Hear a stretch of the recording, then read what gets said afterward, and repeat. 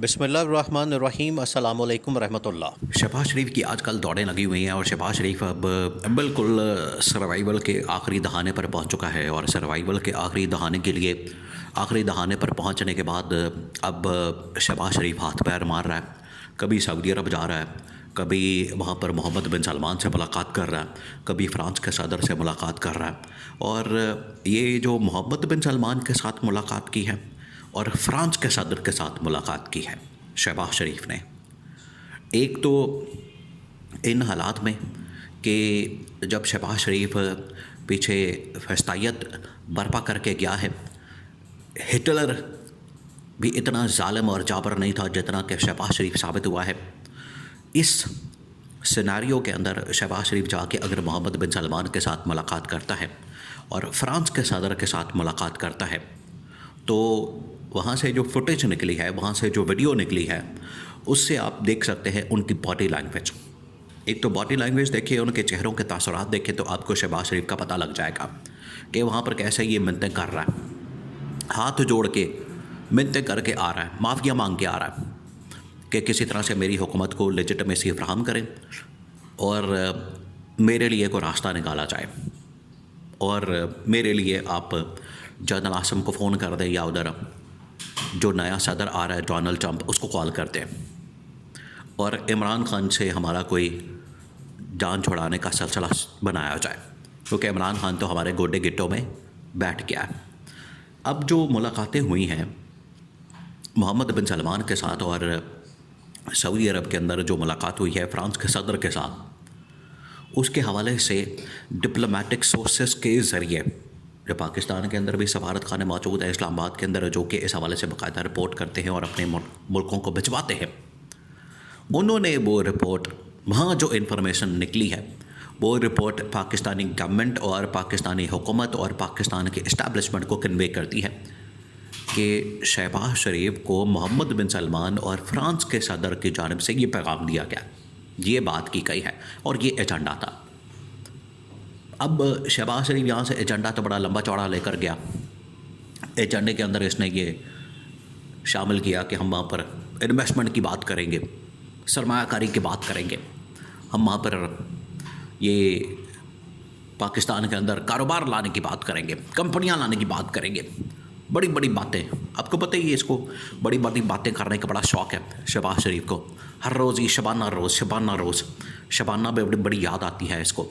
हर रोज़ इसको बड़ी बड़ी बातें करने का बड़ा शौक़ है इसको, बड़े बड़े अल्फाज बोलने का, लेकिन अंदर से खोखले और लुटमार करने के ये बड़े शौकीन हैं। अब ये शहबाज शरीफ यहाँ से जब गया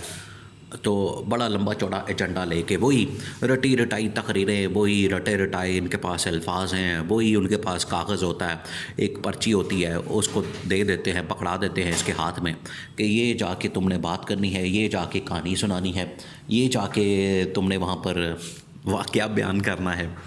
तो शहबाज शरीफ जब वहाँ पर पहुँचा है तो मोहम्मद बिन सलमान के साथ और फ्रांस के सदर के साथ मुलाकात हुई है। अब जो वहाँ से फुटेज निकली है, वहाँ से जो वीडियो निकले, उसके अंदर शहबाज शरीफ की जो बॉडी लैंग्वेज है साफ नज़र आ रहा है कि शहबाज शरीफ को एक तो वहाँ पर सही तरीके से वेलकम ही नहीं किया गया। शहबाज शरीफ का वहाँ पर इस्तकबाल ही सही तरीके से नहीं हुआ, उनको पता लग चुका है। मोहम्मद बिन सलमान तो पिछले तकरीबन 5 महीने से 5 दफ़ा मुलाकात कर चुका है। वो तो जान छुड़ाना चाहता है शहबाज शरीफ से कि हर रोज़ ये मुँह उठा के आ जाता है और हमारे पल्ले पड़ गया है, अब इसे किस तरह से जान छुड़ाई जाए। वो तो जान छुड़ाना चाहता है शहबाज शरीफ से, लेकिन ये फिर भी जानबूझ के जाके उनके पैर पकड़ता है। वो तो जान छुड़ाना चाह रहे हैं इससे। शहबाज शरीफ गया, उन्होंने कोई घास नहीं डाली, उन्होंने कहा हूँ हाँ सुना है और आगे से कुछ भी नहीं कहा। शहबाज शरीफ ने वही पुरानी रटी रटाई बातें कि पाकिस्तान के अंदर बड़ी तरक्की हो गई, खुशहाली हो गई और ये हो गया वो हो गया। मोहम्मद बिन सलमान ने कहा कि ये मेरे पास सारी रिपोर्ट्स मौजूद हैं, आप अभी जो वहाँ पर 26 नवंबर का जो गोलियां चला के आ रहे हैं, लोगों को जो मार के आ रहे हैं, आपने जिस तरीके से वहाँ पर जुल्म और जबर किया अपने लोगों के ऊपर, ये आप पहले इसका तो हिसाब दें, पहले इसके बारे में तो बताएं। आप मेरी को पुप्पी का पुत्र तो नहीं लगता कि मैं आपके मुल्क के अंदर इन्वेस्टमेंट करूं और ऐसे मुल्क के अंदर के जहाँ पर जमहूरियत के नाम पर आपने वहाँ पर एक फस्तायत का निज़ाम कायम किया हुआ है, हिटलर का निज़ाम कायम किया हुआ है। तो मेरे यहाँ पर बड़ी बड़ी कंपनियाँ, मेरे दोस्त, कारोबारी लोग जो सारे यहाँ पर काम करते हैं, उनके पास सारी इन्फॉर्मेशन होती है। तो आप अपने मुल्क को पहले जाके ठीक करें। और आपके पास तो मैंडेट ही नहीं है, जो सबसे बड़ा सवाल होता है, सबसे बड़ा जो क्वेश्चन है आपके ऊपर, आपकी ज़ात के ऊपर, आपके किरदार के ऊपर और आपकी पार्टी के ऊपर, नून लीग और पीपल्स पार्टी के ऊपर, आपकी हुकूमत के ऊपर, जो सबसे बड़ा सवाल ये है कि आपके पास तो मैंडेट नहीं है, आपके पास तो सपोर्ट ही नहीं है, आपके पास तो पावर ही नहीं है, आपके पास तो आवाम की हिमायत ही नहीं है। जब आपके पास ना वोट है, ना आवाम की ताकत है, ना आवाम की सपोर्ट है, ना आवाम का वोट है, तो फिर आप किस बुनियाद के ऊपर, मतलब आपके अंदर आकड़ किस बात की है, किस बुनियाद के ऊपर आप ये सारा ये जुल्म और जबर करते हैं और यहाँ पर चले आते हैं इन्वेस्टमेंट मांगने के लिए। दौड़ जाएं यहाँ से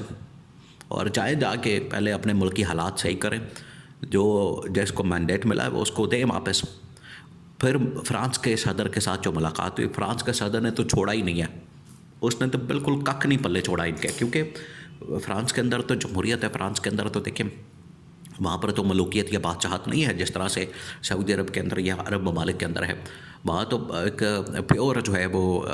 जमहूरियत वहाँ पर है। उन्होंने पूछा है कि ये हमारे पास अभी ये 2 दिन पहले इन्फॉर्मेशन आई है, 4 दिन पहले डी चौक के अंदर 26 नवंबर को क्या हुआ है वहाँ पर, आपने को गोलियाँ चलाई हैं, आपने बंदे मारे हैं, आपने वहाँ पर पीटीआई आपकी जो अपोजिशन पार्टी है उसको पकड़ के तो आपने जेलों में बंद कर दिया, उसके लीडर को जेलों में बंद कर दिया। उन्होंने पूछा, इसके पास जवाब ही कोई नहीं था देने को। ये आगे से हक्का बक्का मुँह खोला का खोला और 12 बजे हुए मुँह के ऊपर वही बॉडी लैंग्वेज, ये जिस तरीके से उसको हाथ मिला रहा है, वो मिलाना भी नहीं चाह रहा हाथ,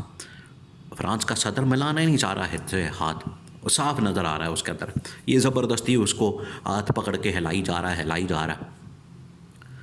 और वो इससे बात भी नहीं करना चाह रहा, वो जान छुड़ाना चाह रहा है इससे, क्योंकि इसके हाथ जो है वो खून से रंगे हुए हैं। कोई इसके साथ हाथ मिलाना पसंद नहीं करेगा इस सिनेरियो के अंदर, इस सिचुएशन के अंदर,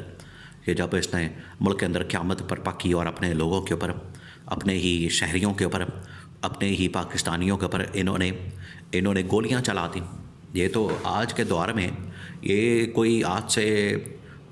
200 साल पहले का तो वाक़या नहीं है,